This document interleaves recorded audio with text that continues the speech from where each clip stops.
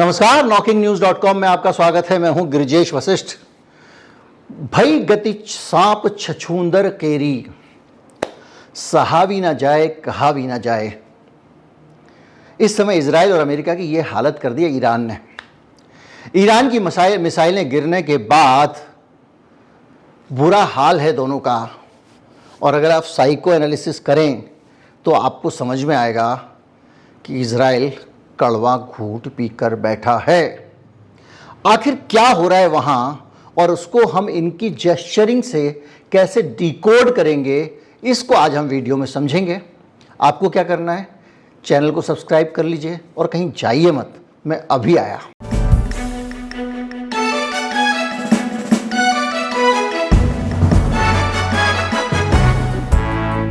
बड़ा जबरदस्त बयान आया भाई साहब, किसका? इजराइल का। अब तो हम ईरान की परमाणु फैसिलिटी को छोड़ेंगे नहीं, मंत्री कह रहा है नेतन्याहू का। बाइडेन कह रहा है नहीं नहीं भाई उधर मत जाना, हम तुम्हारे साथ नहीं है। अगर तुमने वहां पे ईरान के उस परमाणु बम वाले ठिकाने पे हमला किया तो हम उसके साथ नहीं हैं। नहीं मैं तो छोड़ूंगा, नहीं नहीं नहीं जाना मत। एक तरफ ये कहा जा रहा है, कह रहे हैं कर कुछ नहीं पा रहे, किया क्या? पहले इस पे आते हैं। जिस रात को ईरान ने इनके ऊपर बहुत सारी मिसाइल गिराई, इनकी ज़मीन पे धमाके हुए, उस रात ये कुछ नहीं कर पाए, उनकी मिसाइलों को ढंग से इंटरसेप्ट भी नहीं कर पाए। अब वहाँ का अमेरिकन मीडिया एनालिसिस कर रहा है ज़्यादातर मिसाइलें इंटरसेप्ट कर ली गई थी। भाई साहब जो वीडियो आए हैं ना, ये वीडियो फैक्ट चेक हो चुके हैं। इन वीडियो में तस्दीक हो चुकी है कि हवा में मिसाइल नहीं तोड़ी जा रही हैं, वो ज़मीन पे गिर रही हैं, सब देख रहे हैं। तो क्या कर रहे हो? कहा नहीं जा रहा है। कैसे कह दें कि हमको थप्पड़ लगा है, बहुत बेइज्जती हो जाएगी, इसलिए हम कहेंगे नहीं नहीं हमको कुछ भी नहीं हुआ, हमको कुछ हुआ ही नहीं। वो एक होता है ना, जैसे वो एक फिल्म थी, उसमें वो बहुत बड़े पहलवान को जाके और वो उसे पीट के आ जाता, कहता ना देखा मैं तो पीट के आया हूँ, मैंने कुछ नहीं किया, वो वाली स्थिति हो रही है। तो कैसे? आप कहेंगे कि ये मजाक हल्के में जा रही है बात, लेकिन आप समझिए, इतना खिसियाया उस रात को इजराइल के उसने दूसरे दिन गुस्सा निकाला गाज़ा के बच्चों पे, गाज़ा की महिलाओं पे और गाज़ा के गरीबों पे। पहले 60-65 लोगों की मौत की खबर आई और उसके बाद 100 लोगों की मौत की खबर आई। एक रात में अंधाधुंध गुस्से में पागल सांड की तरह इजराइल ने मजलूमों पे रात भर मिसाइलें गिराई हैं। कहाँ पे? इजराइल पे, माफ़ कीजिए गाज़ा पे। यार ईरान ने मिसाइल छोड़ी थी, तुमको ईरान पे हमला करना चाहिए था, तुम्हारा बस वहाँ नहीं चला तो तुमने क्या किया? जो पहले से मरा हुआ है वहाँ हॉस्पिटलों के ऊपर मिसाइल छोड़े हैं। ईरान का बदला उन बच्चों से ले रहे हो। वो याद करो, वो जो होता है ना कि जब घर में औरतों पे किसी पे बस नहीं चलता, सास अलग परेशान कर रही है, पति अलग परेशान कर रहा है, दूध उफन गया है, बच्चा रो रहा है, तो औरत क्या करती है? सबसे कमज़ोर जो होता है छोटा बच्चा, उसको थप्पड़ पे थप्पड़ मारती है और अपना फ्रस्ट्रेशन निकालती है। उस बच्चे का कोई कसूर नहीं है, वो खाना मांग रहा है। ठीक ये सुलूक इजराइल ने किया गाज़ा के अंदर। यहां तक भी आप सोच लेंगे कि इत्तेफाक हो सकता है। ऐसा कैसा इत्तेफाक कि अगले ही दिन, और सिर्फ यही नहीं किया इन्होंने, उसके बाद में एक और भी बड़ा कमाल किया। वो ये किया कि कहने लगे नहीं नहीं हमारे यहाँ पे कुछ नहीं बिगड़ा है, मिसाइल आई, ज़मीन का चुंबन करके चली गई। अमेरिका का मीडिया एनालिसिस कर रहा है मिसाइल वहाँ की आई, कुछ बिगड़ा ही नहीं, वो हवा में गिरा ली गई थी। सारी मिसाइल इंटरसेप्ट कर ली थी, हाइपरसोनिक मिसाइल इंटरसेप्ट कर ली। मीडिया में नौकरी करते हो भैया, जान तो लो हाइपरसोनिक मिसाइल को इंटरसेप्ट किया ही नहीं जा सकता, लेकिन लेख छप रहे हैं साहब वेस्टर्न मीडिया में। कुछ नहीं बिगाड़ पाया ईरान, कुछ नहीं बिगाड़ पाया ईरान। और इजराइल अपने फ्रस्ट्रेशन को तरह तरह से निकाल रहा है। गाज़ा में किया, लेबनान में भी कर दिया। सेंट्रल लेबनान में एकदम उनकी संसद के सामने मिसाइल गिराई है।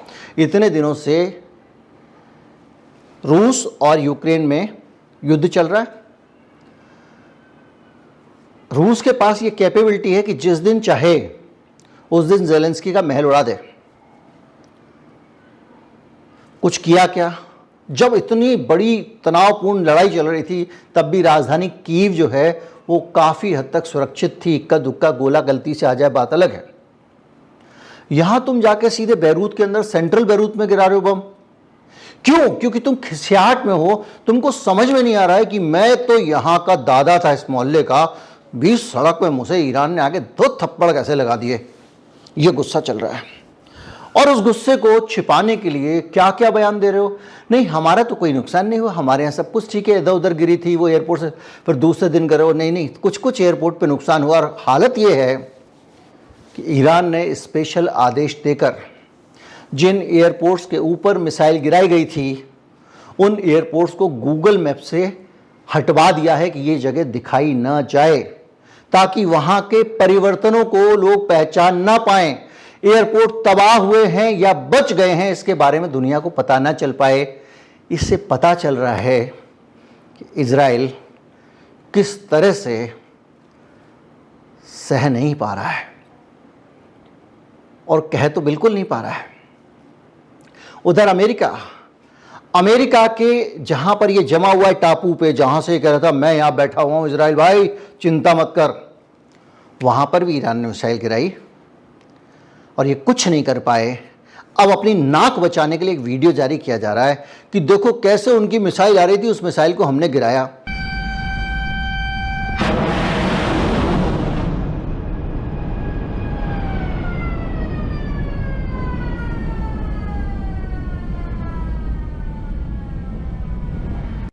अब एक अंधेरे का वीडियो है, एक तोप से गोला निकल रहा है, दूर जा रहा है, किसको पता मिसाइल पे गया है, कहाँ गया है, वगैरह वगैरह। लेकिन अमेरिका को अपनी इज्जत बचानी है, क्योंकि एक थप्पड़ उसको नहीं पड़ा, अमेरिका को भी पड़ा है।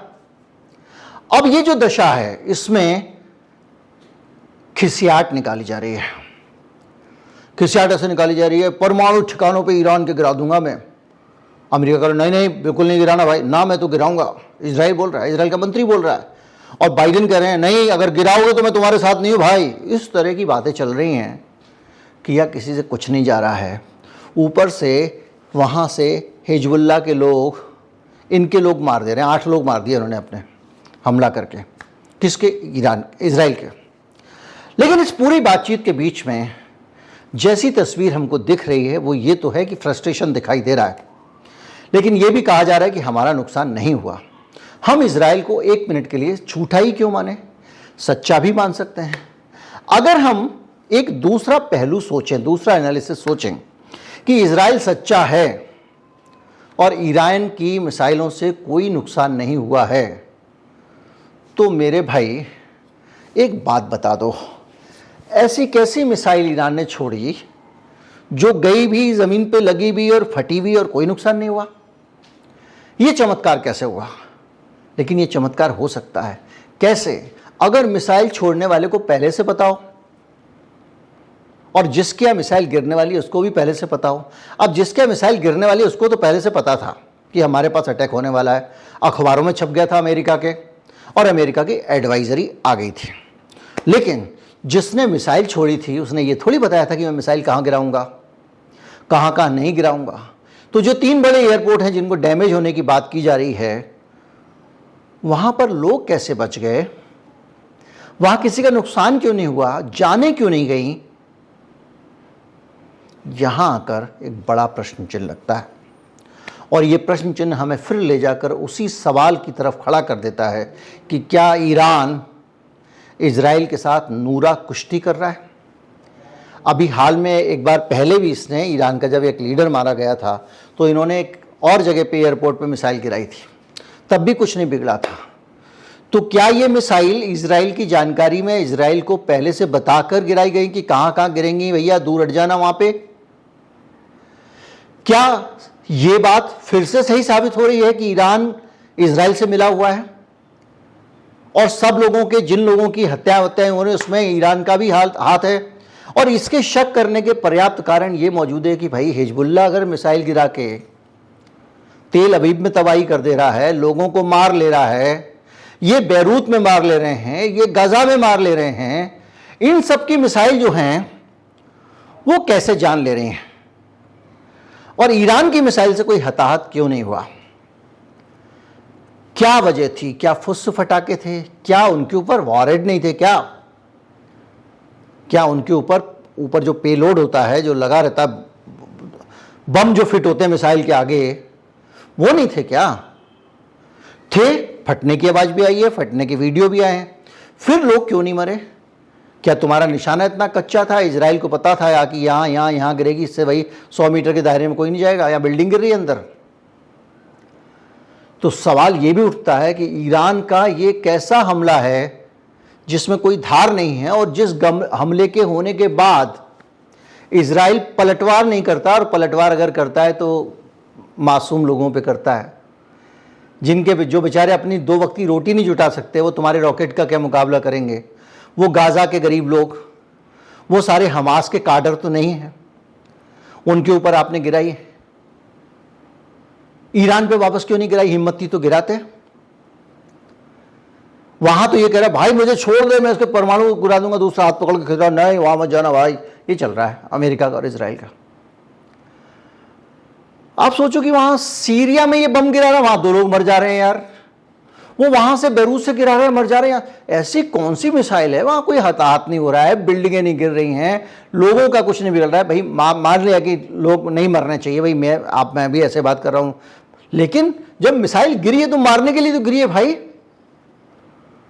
तो वो कैसा? तो कुल मिला के ये जो सीन है, इसमें 2 संभावनाएं जो मुझे समझ में आ रही हैं।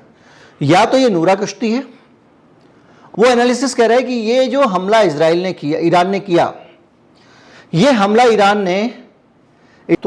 ने अपनी प्रतिष्ठा बचाने के लिए, अपनी सम्मान बचाने के लिए, अपनी जान बचाने के लिए, जान नहीं कहेंगे, अपनी नाक बचाने के लिए हमले किए हैं। उसका मकसद इजराइल का कुछ बिगाड़ना नहीं था, बल्कि लोगों को यह बताना था, नहीं मैं तुम्हारे साथी हूं, मैं तुम्हारे साथी हूं, मैं तुम्हारे साथी हूं। अगर यह एनालिसिस सही है, अगर अमेरिका का दावा भी सही है और इजराइल का दावा भी सही है कि उसका कुछ नहीं बिगड़ा, तो सबसे बड़ा सवाल ईरान के ऊपर उठता है। फिर ईरान ने जिस दम के साथ, जिस हनक के साथ, जिस अंदाज में, जिस धौंस के साथ मिसाइल छोड़ी थी, वो तो जीरो हो जाता है। इसका मतलब या तो उसके पास कोई ताकत ही नहीं है कि वो कुछ बिगाड़ ले इजराइल का, और या फिर वो इजराइल से मिला हुआ है। जो लोग भी मिडिल ईस्ट के मामलों के या साउथ एशिया के मामलों के जो शब्द आप इस्तेमाल करना चाहें, उसके जानकार हैं, उसके विशेषज्ञ हैं, उसके एक्सपर्ट हैं। प्रमोद पाहवा जी से भी मैंने बात की थी, वो ईरान में भी रहे हैं, भारत सरकार की कुछ सेवाओं में थे वो, उनको बहुत जानकारी है, और ख़ास तौर पे खुफिया जानकारियाँ उनके पास बहुत रही हैं। वो खुफिया जानकारी उधर से इधर करते रहे हैं, उनका भी यही विश्लेषण था, और भी बहुत सारे विश्लेषण यही हैं। लेकिन आखिर में हम कोई अंतिम निष्कर्ष निकाल कर अगर दे दें तो फिर हम झूठ बोल रहे होंगे, क्योंकि ये जो परिस्थितियां हैं ये 2 तरह के संकेत कर रही हैं। दोनों तरह के मैंने आपके सामने ला दिए। एक संकेत ये है कि अमेरिका और इजराइल की दुर्गति हुई है, जिसको वो छिपा नहीं पा रहे हैं और अपनी खिसियाट निकाल रहे हैं और इधर उधर हमले कर रहे हैं। दूसरा ये है कि जब हर हमले से, हर जगहों के हमलों से हताहत हो रहे हैं, लोग, नुकसान हो रहा है, तो ईरान के हमले से क्यों नहीं हुआ। उम्मीद करता हूँ वीडियो आपको अच्छा लगा होगा। अच्छा लगा ज़्यादा से ज़्यादा लोगों तक पहुँचाएँ, चैनल को सब्सक्राइब कर लें। नमस्कार, जय हिंद।